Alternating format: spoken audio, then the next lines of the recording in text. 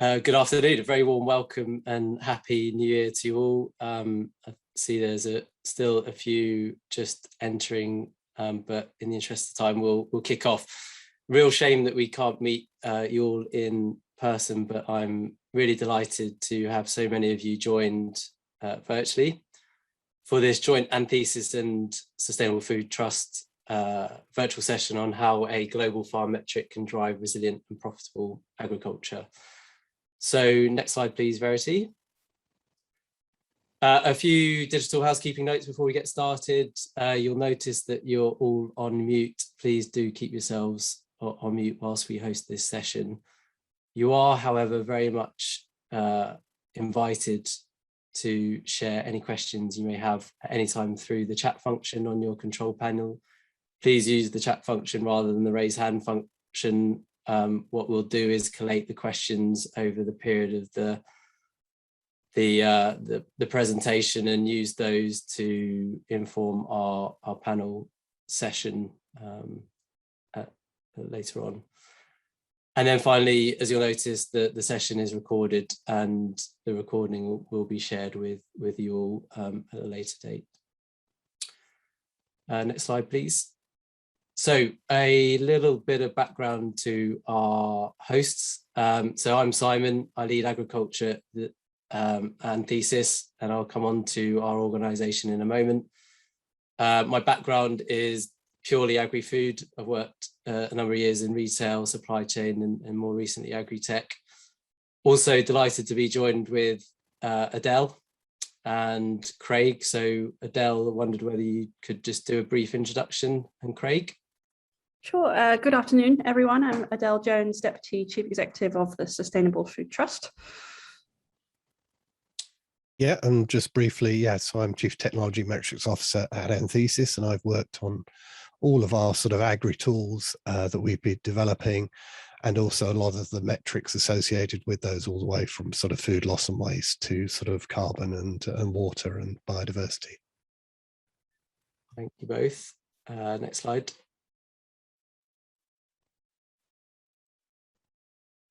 As I mentioned, so part of this session, we're going to have a panel session, and I'm delighted to be joined by Richard, who's General Manager of the Cool Farm Alliance, and Anna, who's Head of Environment at Tesco. Both will talk more to their roles in our panel session later. Next slide, please, Verity. We've got quite a lot to get through, so we'll start by looking at the value of on-farm metrics and how the market is shifting to embed more sustainability metrics into business decision-making processes to manage agricultural risk. We'll then look at exemplars in the form of the SFT's global farm metric and how that is being actively used on farm to drive action. And then we'll share learnings on what success looks like. What have we learned through developing metrics, embedding and integrating those into tools, and supporting businesses integrate metrics into their wider business culture and decision-making processes. As I mentioned, we'll finish with a panel and hear the lens of the Cool Farm Alliance and a brand lens through Tesco, and answer all your questions, or as many as questions we can answer as time permits. Next slide. So a very brief background to who we are. So Anthesis is the largest group of sustainability experts in the world, with about 750 of us globally, working across a wide range of major sectors, from built environment through retail, fashion and agriculture. And we have a pure focus on sustainability. So we're a B Corp. We're very proud of being a B Corp. We balance profit with purpose. And we work with a wide range of public and private sector organisations who access our technical knowledge on sustainability, but also our technologies and tools to support those sectors make more informed decisions about driving resilience in the value chains. Within agriculture, our support is quite wide ranging. So we work right across the food system, predominantly with retailers, fast moving consumer goods, investors, but also on farm. And we support those types of organizations develop and implement regenerative agriculture strategies.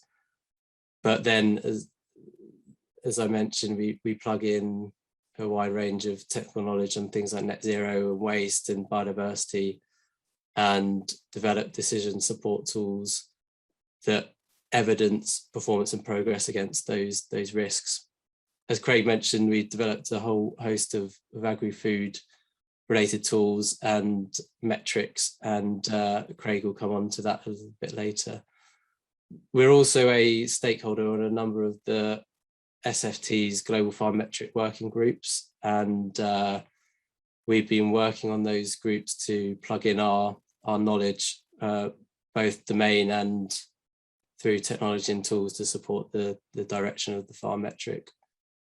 So over to Adele just to give a brief background on the Food Trust.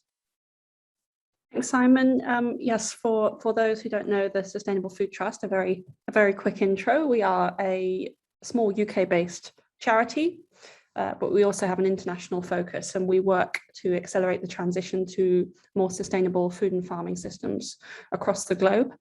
We're quite a small team. We're about sort of 20 or so people. So we tend to work catalytically with other organizations rather than trying to do all the doing ourselves. And broadly, our work focuses on policy and research, measuring and valuing sustainability, the global farm metric, and then thirdly, our work in informing public opinion and shifting public opinion to support more sustainable food and farming. So yeah, this session is of huge interest to lots of the work we do, but in particular, the global farm metric. Brilliant, thanks.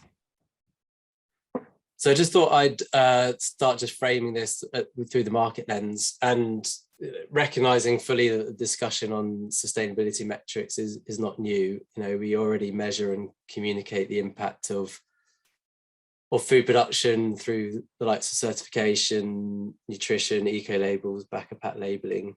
But I think what's been different over the last 12 months is there's now a critical mass growing across the food sector, and who are becoming more pre-competitive in setting ambitions on sustainable production, and a greater willingness to work pre-competitively, recognizing that the risks that our industry face are significant and too big to tackle in isolation. You know, arguably there's no other sector with the breadth and depth of challenges than that lie in agriculture. And through development of metrics, I think this critical mass is also realizing that with improved measurement on farm, there's also greater potential to reverse the impact that farming creates and create new value and services and resilience as a result. From a consumer lens, I think that with the rise in societal movements and media attention that food is now given, there's a greater expectations from consumers that our industry has to do more, and consumers are becoming savvier and asking more questions on the food provenance and sustainability of the products that they purchase, and looking for us to evidence our action and positive action in this space. And then finally, many of the risks and opportunities are interconnected, and I think more organizations are now realizing that there are significant trade-offs between food production and environmental and societal impacts, negative and positive. And if we can better understand those trade-offs, we can target investment in unlocking agriculture's true potential. Next slide, please. So as a result, that critical mass looks like more governments, more investors, more companies taking action, setting ambitious targets for agriculture without yet necessarily having all the answers. And we're seeing a lot of leaders in the space who've established ambitions, setting more ambitious targets, but also a lot of the followers recognizing that sustainability has to be integrated into their core business purpose. And they recognize that for the reasons I described, but also because they see that if they can actually deliver on those ambitions, they can deliver greater brand differentiation, improve commercial and operational efficiency, unlock cost of goods and cost of production, establish more longer term relationships that de-risk security of supply. And recognizing in agriculture, we know there's a significant issue in accessing and retaining talent and motivating talent. More and more of those individuals, early stage career professionals, are looking at the performance of brands and their commitments on sustainability and factoring that into a key part of their decision-making process of who they want to work with and how they develop careers with. And as a result, all these types of organizations are using greater range of data and metrics to support them on this transition. Next slide, please, Verity. So what that means, I think, at farming level is a number of things. The metrics that we create and are used across the system can support farmers drive greater resilience within their business through understanding the risks and opportunities that sustainability presents, but also then measuring impact and progress against those ambitions gives them confidence in adapting on-farm practices to mitigate risk and build brand awareness. We're seeing a greater transition into harmonization of metrics, and harmonization creates a level playing field where farms can compare their performance and benchmark performance against their peers, against other farms creating similar products and commodities in different geographies, and share knowledge and best practice on how to identify areas of improvement. The evidence can be used to drive productivity. So we're seeing a lot of farms use the data through metrics to make decisions on switching inputs, managing more effective soil management, switching or shifting their approach to animal and ruminant nutrition, manure practices, but still yet delivering high quality marketable yields using less costly inputs. I mentioned long-term partnerships and long-term contracts, more brands looking for evidence to support longer term contracts. And again, that gives greater security on farm and confidence in investing, growing and diversifying the business. Access to new markets through a badge of honor in exports, or data that could be used to drive new revenue and income streams like the carbon credits and biodiversity net gain. And then access to finance and targeted investment. I think just finally, I think the last 2 years has taught us anything that how important food is to our communities beyond the actual production. And I think metrics drive on-farm resilience, but they also provide security and confidence in our ability and actors within the rural community to support regeneration of livelihoods, regeneration of the surrounding ecosystem and nature, but also develop nutritious products that deliver public health, well-being, and essentially happiness. Next slide, please. Okay, that's over to Adele to talk about the farm metric. Thank you, Simon. I wanted to just start by making a point, because I think many of you on this call are probably either farmers or people who work in the food and farming industry, and therefore will be well aware that there are quite a number of different frameworks for measuring on-farm sustainability, supply chain sustainability, food systems sustainability. And I think what's important to note here when we talk about harmonization of metrics, which is ultimately, what we are talking about here, is that we shouldn't try and reinvent the wheel. There are things out there that already work, that farmers are already using. There are things out there that perhaps aren't useful, but there's lots that are. And therefore, the approach we've taken with the global farm metric, which I'll go into it in a second, is to really look at what already exists and try and bring people together to create this harmonized or common framework for measuring on-farm sustainability. So if we can go to the next slide. To explain a little bit about the global farm metric and how it came about, we started this project back in sort of 2016, so quite a number of years ago now, and it came about from a group of farmers who were meeting and talking about what data or information they collect on their farms and where they send that off to. So whether it's certification, BPS stewardship applications, carbon footprinting tools, voluntary sort of farm management software, regulatory audits, all the different places that farmers are having to send information off to each year for market access or compliance reasons.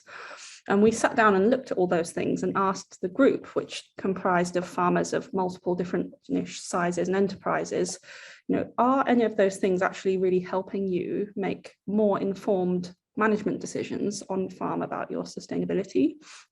And again, there was some things were more useful than others, but it felt like there was a need or a gap for analogous in a very simplistic way to the financial accounting standards, where it doesn't matter if you're a really tiny business or a huge multinational business, you're using the same framework to submit your accounts each year, which means your business is comparable and meaningful to look at the accounts. We felt we needed the same thing now for sustainability and through our lens of food and farming sustainability. And we also felt that if we were to try and develop that, we should start with farmers and what farmers really want to see. I think there's a whole load of initiatives which are very kind of academic based, and whilst they're very helpful in building the evidence base, what we need here is something that's practical and meaningful to people on the ground. And our ambition with the global farm metric, hence its name, is to create a framework which any farmer around the world could use to monitor their sustainability.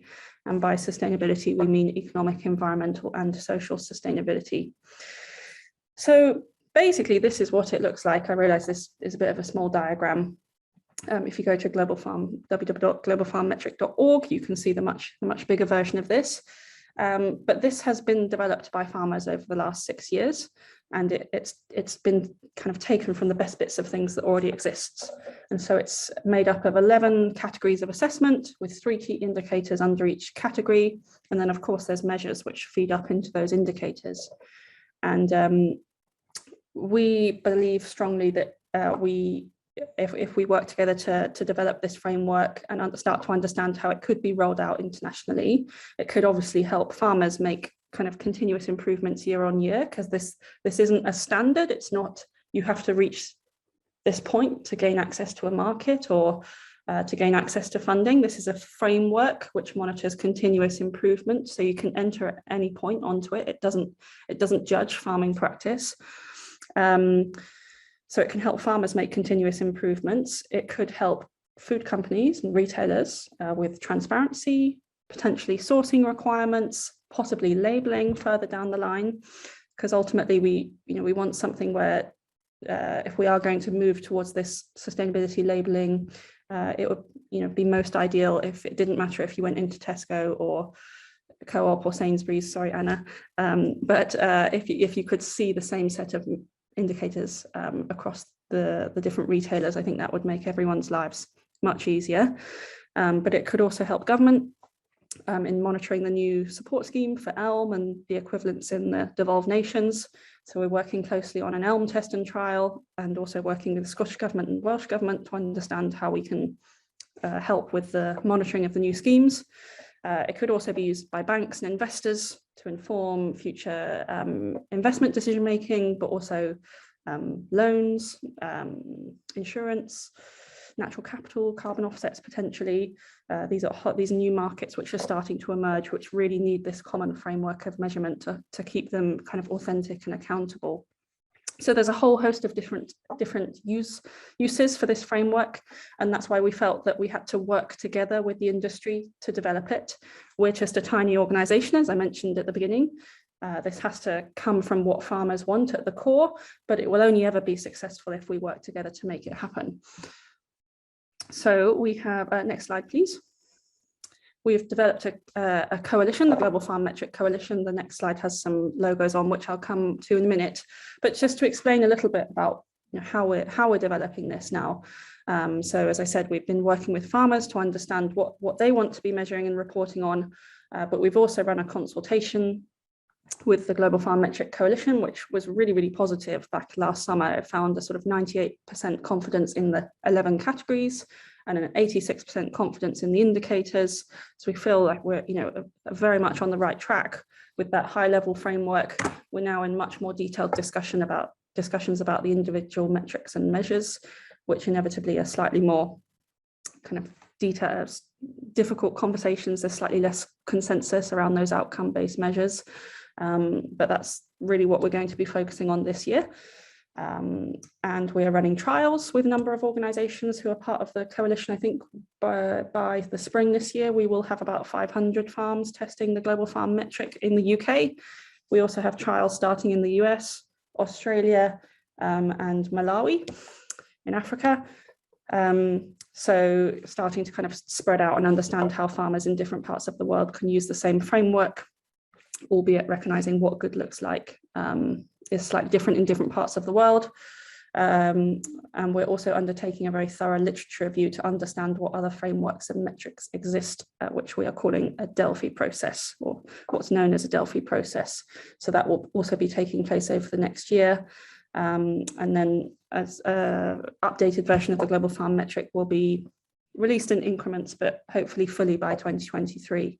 There will be a free open source tool available on the website, I think as of next week or the week after, called the Global Farm Metric Research Tool, which any farmer can log onto and use for free. It's all open source. And it's a self-assessment, and what it gives you is this image here on the right-hand side, which is a radar diagram or a spider diagram for your whole farm sustainability. And this radar diagram shows comparison between 3 farms that we looked at last year. So hopefully many of you will find that useful, and happy to share that link as soon as it is available. We're just doing the last tweaks at the moment. And then on to the final slide, please. And this is just a quick snapshot of some of the organizations we're working with as part of the Global Farm Metric Coalition. There's 4 working groups working to take this forward, each being led by a different organization. So it's really genuinely collaborative, but we're hoping to grow this quite significantly over the next year or 2 years to really build momentum and take this forward. On to the next slide, please. So just the next section, we thought we'd just reflect a little bit on what we've learned so far with this process. And I'll hand over to Craig to talk about reflections from a Anthesis or cool farm perspective. But from a Global Farm Metric perspective, as I mentioned, if we're going to do this and be successful, farmers have to be at the heart of the development of this, otherwise it won't be meaningful or practical for those on the ground, which is ultimately where we need to focus. The whole process has to be transparent, and the Global Farm Metric, or whatever it ends up being called, has to be in the commons. It cannot be owned by any one organization or company. It has to be owned by the whole sector. So that's a really important principle for us. The framework, as I mentioned, should be neutral. It shouldn't become it shouldn't be sort of judging different farming practices. It should purely measure the outcomes of different farming practices. So effectively the proof will be in the data. And finally, it will genuinely only be successful if we work together. So really keen to collaborate with as many people as possible. And if anyone would like to learn more after this session, then I'd be happy to provide contact details. Over to Craig. Yeah, no, thank you, Adele. And so Adele's just gone through some of the lessons learned through the development of the farm metrics, global farm metric. I'd just like to sort of very briefly, because I'm wary of eating into the time for the Q&A, just talk about how the sort of some of our practical learnings from the embedding of those in supply chains, embedding of metrics frameworks, whether it's GFM or other metrics frameworks into supply chains, because that's really how they're going to be used, and only if they are embedded successfully will they be used. And Anthesis has supported or developed a number of tools for organizations, some of whose logos you can see, and obviously CFA and Tesco will be speaking in the Q&A panel and can answer questions about that. So next slide.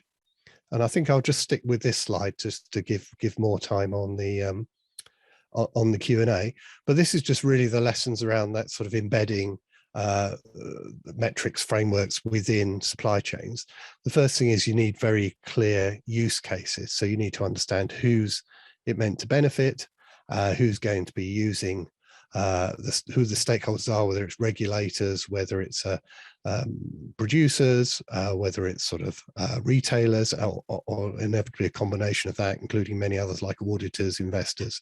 Need to be very clear who those are and what their aims and goals and expectations are for the metrics, because unless we actually make it very clear what those use cases are, we won't actually produce something that is useful and is used.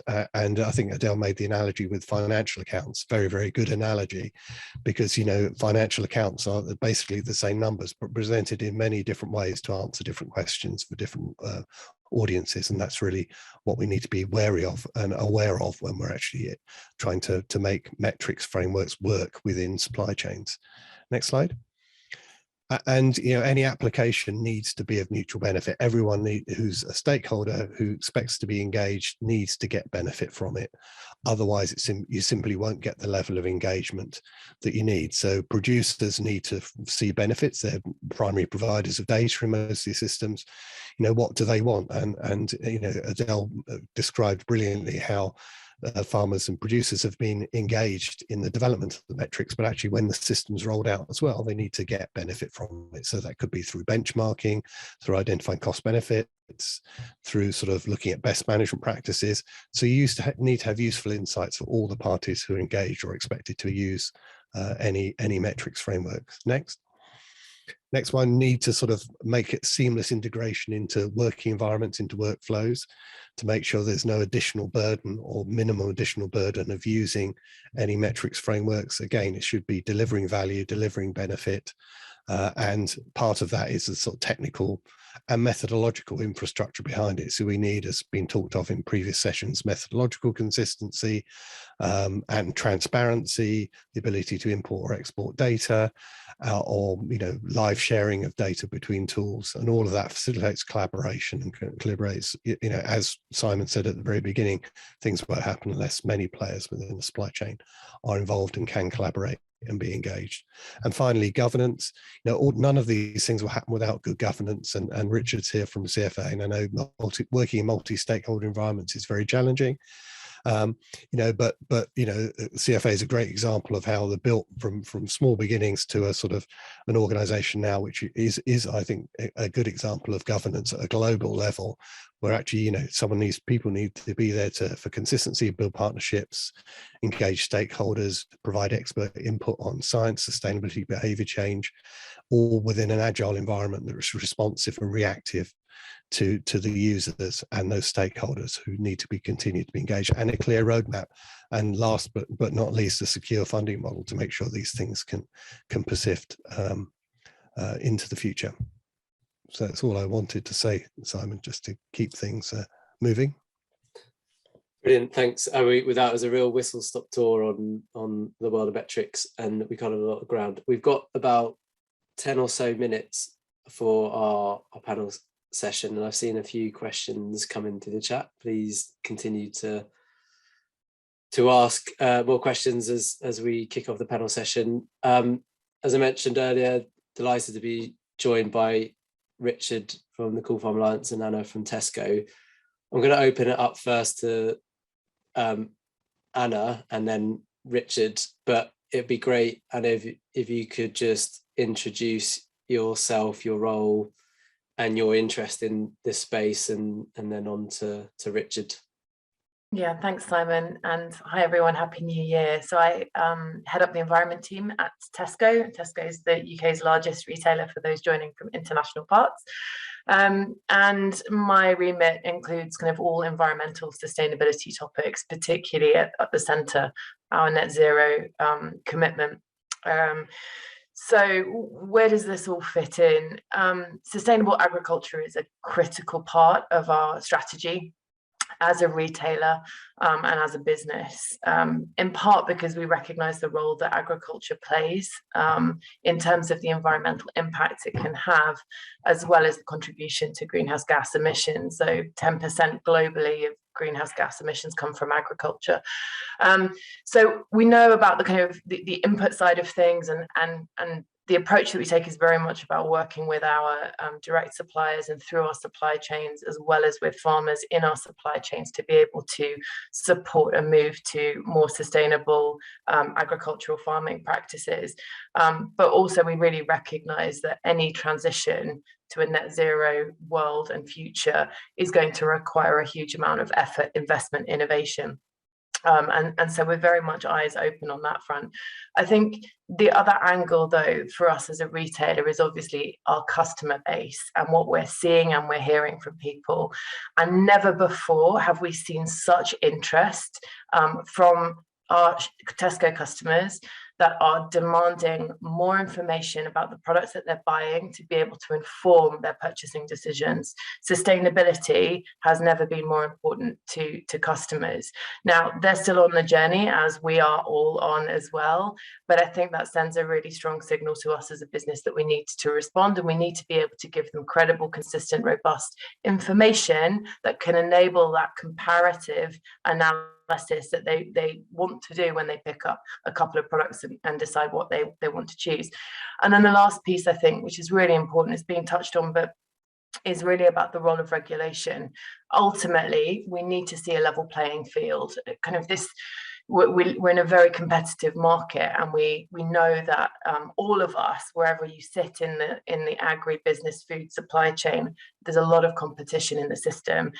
For us all to be able to deliver on this kind of sustainable future, we are going to need to see good regulation come in to support that. And we're seeing it already coming in. So when it comes to environmental product labelling, eco-score labelling, whatever you want to call it, the market is already becoming quite crowded. You have commercial entities that are already in existence in the EU and in the UK that brands and businesses are starting to deploy on pack. You're also starting to see governments becoming engaged. The European Commission is already pushing through a number of consultations looking at front of pack environmental product labelling. The UK government, whilst it's not quite as advanced, has got teams in place that are looking at product labelling for environmental impact. So the direction of travel, I think, is really clear. Back to what's already been said, the imperative is that we need really good, consistent, solid data from on-farm right the way through the food value chain to be able to make sure that we are best placed to be able to use that information as and when we need to, when it comes to product sustainability. My concern, I guess, is that at the moment, it feels like the tail wags the dog a little bit. And we're going for labels first over good, consistent, robust data sets and systems to enable us to deliver on that. So a few kind of pieces of information there, I guess, to share with you. Last thing to say is really how much we support the work of the Sustainable Food Trust, the Global Farm Metric. We're really pleased to be involved. It also really dovetails nicely with our partnership with WWF, which we are kind of working hard to pursue a better basket and halve the environmental impact of the average shopper basket. So yeah, happy to take any questions in due course, but otherwise hand over to Richard. Thank you very much. Yeah, so Richard Profit, I'm the General Manager of the Cool Farm Alliance. For those who are less familiar with the Cool Farm Alliance, we're a not-for-profit membership organisation that's been deployed in over 140 countries around the world and currently have a little over 130 members made up of the likes of Tesco's and multinational food and beverage companies, as well as farmer groups and associations, NGOs, universities, drawn from around the world. And we're a collaboration looking to maintain and develop the Cool Farm tool, which is a digital platform to help empower farmers to make more informed sustainability, sort of environmental impact decisions on farm, using the Cool Farm tool as this sort of metric scenario modeling tool. But it's also used to report those metrics into the supply chain to help inform those food and beverage companies with their supply chain metrics for their products and services as part of their corporate goals into things like Science-Based Targets Initiative and the like.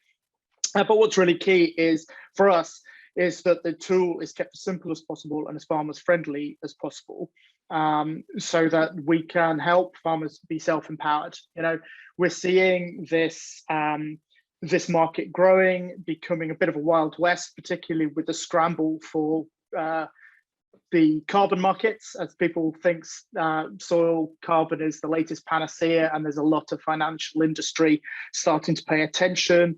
And, you know, my fear for farmers is they're going to be taken advantage of over the coming 5 to 10 years. And so actually, if we can help farmers be self-empowered, self-informed, so that they're in a much better position when it starts coming into these carbon markets, it's sort of becoming more and more dominant as that attention continues to grow for farmers. But what's really key here is, you know, just about everything we consume globally as humans is either mined or grown. And so agriculture is absolutely key, and the sustainability for the planet and for us as a sort of species is, to my mind, you know, absolutely rooted in agriculture. And we've seen the growth and dominance of food companies over the years, that shift away from self-subsistence and, you know, ma and pa stores and the likes into the big multinational players.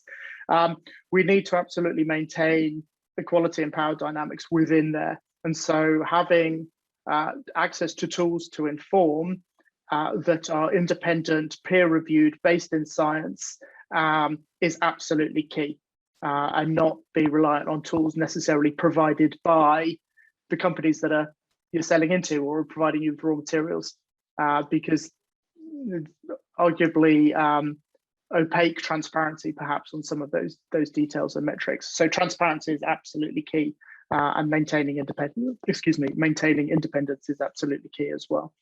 Anyway, I'll stop at that point and move on to whatever we want to discuss, Simon. Yeah, no, thanks. Lots to unpack from both of your responses, particularly around the challenges on engagement, transparency, data, science, methods. We'll come back to that. I wanted to give Adele an opportunity. There seems to be lots of questions on the farm metric and how farms can get involved. So Adele, I know you've answered a few, but could you just talk a little bit to some of the trials and how farms might be able to participate over the next year? Yeah, absolutely. So as I mentioned, we have developed a simple self-assessment version of the Global Farm Metric. And just to be clear, we don't see ourselves, the Sustainable Food Trust, being a technology company.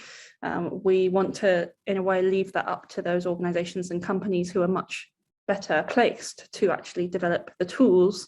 But we see this, again, like the accounting frameworks that then get integrated into multiple different tools according to your needs. But we did see the need to kind of to develop a really simple one to get us started and to enable farmers to provide feedback. So we've just been going through an iteration of updating that, which, as I said, will be ready in the next couple of weeks. And then, yeah, it's basically farmers will be able to log onto the website and complete the tool, and then do that on an annual basis to be able to compare how you're doing each year. So it's totally open access. We also have a farmers working group. So if you'd like to become more involved in the actual development of the metric, then please, as I said, do email on info@globalfarmmetric.org, and we'll pick that up and add you to the list. We're really keen to have as many people involved as possible. We're quickly running out of time. I'd like to just spend a couple of minutes on the challenges then. So this is a question open to all, but perhaps we'll start with with Anna, a question's come in on monetizing the value that comes out of the metric. So are you confident that primary agribusiness production will be able to monetize the continuous improvement we've described, and particularly in economies that are driving low food prices, or will the improvement eventually be regulatory, achieving the opposite effect to producers through increased costs? So perhaps, Anna, if you could start, and then Craig, if you've got any perspectives on emerging monetization of things like carbon credits and such, whether you could comment. Yeah, I think it's a great question, and it's a really complex one, and one I'm not going to be able to do full justice in the time we've got. We're on a massive change curve, aren't we? That goes way beyond the kind of boundaries of this discussion here. And Simon, to your point, there are wider kind of market forces at play. We are just starting to scratch the surface, and I guess my concern, we're at that point where there's a lot of energy and ideation and some innovation, and we're going to kind of keep scrapping around, I think, until such times come that we have a sufficient critical mass and kind of consensus around what we're trying to achieve, that we're able to kind of stabilize. I do think regulation has to play a role in creating that level playing field that I was talking about earlier, but it's good regulation, not any regulation. And that needs to be picked apart and understood at the relevant points along the value chain. So in terms of kind of where this is heading, I think initially what we're seeing in the commercial market is there is a monetization around environmental product labeling, a commercialization, because it's a new thing and it's exciting. I think as we start to unpack some of the broader systemic challenges and issues associated with delivering really credible, robust end-to-end information flows and transparency, we'll quite quickly realize that there is a real need for a harmonized approach, and that needs to put, for agricultural food-based products, that has to have the farmers at the center of it, which is what the global farm metric is trying to do. But I'm under no illusion that the coming near term it's going to continue to be quite chaotic and quite noisy. But I think the more that we can have these moments where we come together, we share, we learn, we exchange, and we try and inch towards greater consensus, the easier that longer term journey will be. Thanks, Anna. Craig. Well, very, very briefly, I think Richard mentioned the point about the risk of farmers being taken advantage of. And I think there is a real, the carbon removals market in particular is huge. We've got massive investment from likes of Microsoft going into it, have committed to buy, sort of essentially created a carbon removals market to satisfy their own need for to go net zero. And then we've got, Mark Carney's task force for voluntary carbon markets, which is having a huge impact. So the risk is, and I very much share Richard's concern, is that the sort of investment will get ahead of the science and the measurement. And I think that's a real risk we have to all, as representatives of the sort of science and the producers, try and get ahead of that and play catch up. But we are playing catch up at the moment, because I just don't think the science is moving quickly enough, to sort of really address the keenness and eagerness from the markets. I think it can all work out well, but at the moment it doesn't particularly look like it's going to. Thanks, Craig. We've got literally 2 minutes left, and there's so many questions coming in. I wonder whether we can take some of these offline and respond via the farming conference, given the time pressures. So let me just sum up, or attempt to sum up quite a complicated topic. If Verity, you just want to flash up the last slide.